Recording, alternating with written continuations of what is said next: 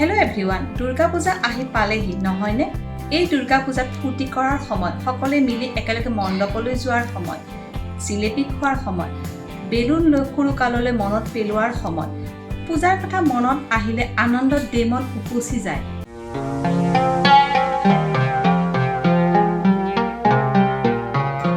মোৰ আজিৰ এই ভিডিঅ'টিত এইবাৰ দুৰ্গা পূজাৰ সময়সূচীখন আপোনালোক জনাবলৈ চেষ্টা কৰিম। তাৰ উপৰিও দেৱীৰ আগমন গমন কিহত হ'ব আৰু আমাৰ বাবে ইয়াৰ তাৎপৰ্য কি হ'ব তাকো জনাম। তেতিয়াহ'লে আহকচোন ভিডিঅ'টো আৰম্ভ কৰোঁ। এই বছৰ অৰ্থাৎ 2022 চনত মহালয়া পৰিছে ইংৰাজী 25 ছেপ্টেম্বৰ দেওবাৰে, অসমীয়া কেলেণ্ডাৰ মতে 8 আহিন। অমাৱস্যা তিথি আৰম্ভ হ'ব শনিবাৰ ৰাতি 2:57 আৰু এই তিথি থাকিব দেওবাৰে ৰাতি 3:25 পৰ্যন্ত। এই সময়ছোৱাতে আমি পূৰ্বপুৰুষসকলক সুঁৱৰি তৰ্পণ বিধি পালন কৰোঁ। আজিৰ দিনটোতে দেৱী দুৰ্গা পৃথিৱীলৈ আগমন কৰিব। মহালয়াৰ ঠিক 7 দিন পিছত আৰম্ভ হ'ব দুৰ্গা পূজা। পূজাৰ প্ৰথম দিনা মহাষষ্ঠী। এইবাৰ মহাষষ্ঠী পৰিছে ইংৰাজী 1 অক্টোবৰ শনিবাৰে, অসমীয়া কেলেণ্ডাৰ মতে 14 আহিন। মহাষষ্ঠী ৰাতি 8:37 পৰ্যন্ত থাকিব। মহাষষ্ঠীৰ দিনা বেলবৰণ আৰু দেৱী দুৰ্গা প্ৰতিষ্ঠা কৰা হয়। সন্ধিয়ালৈ কৰা হয় দেৱীৰ বোধন, আবাহন, অধিবাস আদি।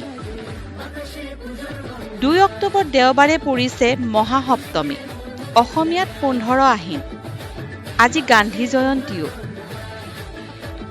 মহাসপ্তমী ৰাতি 6:23 পৰ্যন্ত থাকিব।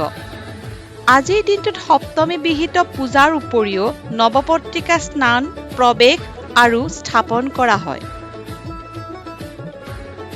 3 অক্টোবৰ সোমবাৰে মহা অষ্টমী, অসমীয়াত 16 আহিন।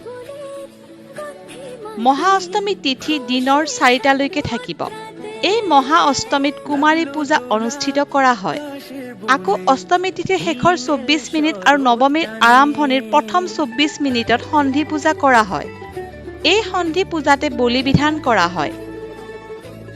নৱমী পৰিছে 4 অক্টোবৰ মঙলবাৰে, অসমীয়া 17 আহিন। নৱমীৰ দিনত 1:34 পৰ্যন্ত থাকিব।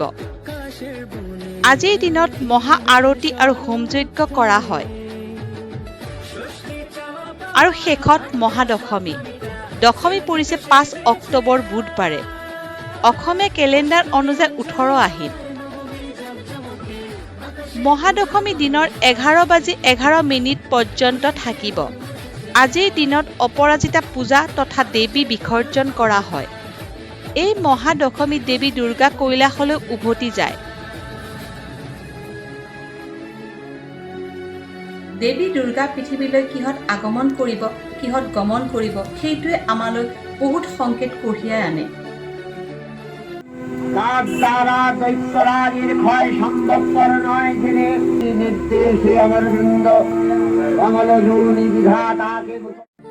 মহাসপ্তমী আৰু দশমী কোন বাৰে পৰিছে তাৰ পৰা আমি দেৱীৰ আগমন আৰু গমনৰ বাহন নিৰ্ধাৰণ কৰিব পাৰোঁ। এইবাৰ সপ্তমী পৰিছে দেওবাৰে, অৰ্থাৎ দেৱীৰ আগমন হ'ব গজ বা হাতীত। তেনেদৰে দশমী পৰিছে বুধবাৰে, দেৱীৰ গমন হ'ব নৌকা বা নাওত। দেৱী মা হাতীত অহা মানে পৃথিৱীত প্ৰয়োজন মতে বৃষ্টি হ'ব, শস্যৰে বসুন্ধৰা ভৰি পৰিব, অভাৱ নাথাকিব। দেৱী নৌকাত গমন কৰা মানে পৃথিৱীত লগাতকৈ বেছি বৃষ্টি হ'ব। যদিও খেতি বাতি ভৰপূৰ হ'ব, তথাপি বানপানীৰ ভয় থাকিব। এয়াই আছিল এই বছৰ দুৰ্গা পূজাৰ সময়সূচী। আশা ৰাখিছোঁ মই আজিৰ ভিডিঅ'টো চাই আপোনালোকে উপকৃত হ'ব।